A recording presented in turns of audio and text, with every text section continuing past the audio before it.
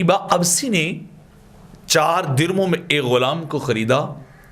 لیکن وہ غلام ایسا شخص تھا کہ جو رات کو سوتا نہیں تھا،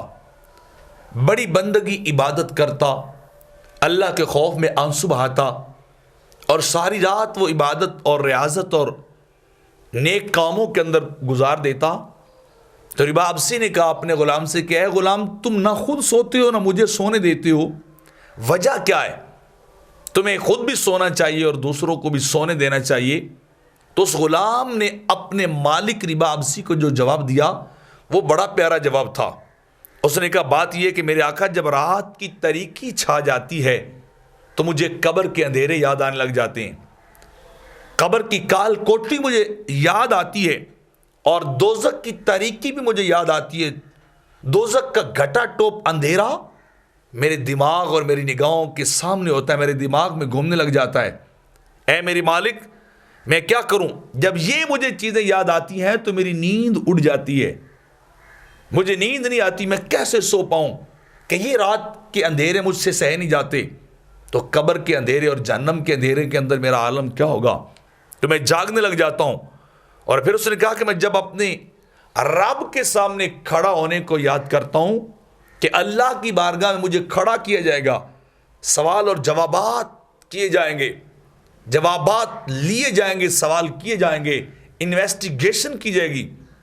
تو میں کیا بتاؤں تجھے کہ میری کیفیت جو ہے وہ کیا ہوتی ہے؟ میرا غم بڑھ جاتا ہے، میرے دل کی بے قراری اور بڑھ جاتی ہے کہ میں اس منظر کو کیسے فیس کروں گا، میں اس مرلے اور سٹیپ کو کیسے پاس کروں گا جب رب کے سامنے مجھے کھڑا کیا جائے گا۔ تو میرے دل کا غم بڑھ جاتا ہے، بے قراری جب اور بڑھ جاتی ہے، اور جب میں اللہ کی جنت اور اس کی نعمتوں کو دیکھتا ہوں تو میرا شوق اور بڑھتا ہے، بندگی کا شوق اور بڑھتا ہے، سجدوں کا شوق اور بڑھتا ہے، عبادت کا شوق اور بڑھتا ہے، ریاضت کا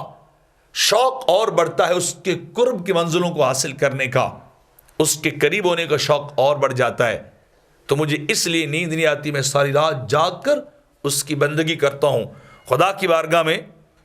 جو ہے وہ میں کھڑا رہتا ہوں، مجھے نیند نہیں آتی۔ جب یہ میری کیفیت ہوتی ہے تو میری نیند ختم ہو جاتی ہے، میری نیند اڑ جاتی ہے۔ تو ربا ابسی نے جب اپنے 4 دینار کے خریدے غلام سے یہ حکمت بری اور محبت بری باتیں سنی تو غش کھا کے گرے اور بے ہوش ہو گئے، اور جب ہوش آیا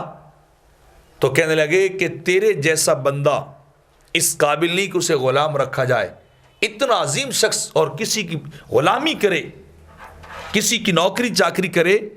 ایسا نہیں ہونا چاہیے، بلکہ جاؤ، میں تمہیں اللہ کی رضا کے لیے آزاد کر رہا ہوں، میں تمہیں اللہ کی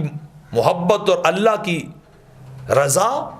اور اللہ کے پیار کے اصول کے لیے میں تجھے آزاد کر رہا ہوں کہ اتنا عظیم انسان غلام نہیں رہنا چاہیے، اسے تو مکمل وقت ملے کہ وہ دن کو بھی بندگی کرنے والا ہو اور رات کو بھی اللہ کی بندگی اور عبادت کرنے والا ہو۔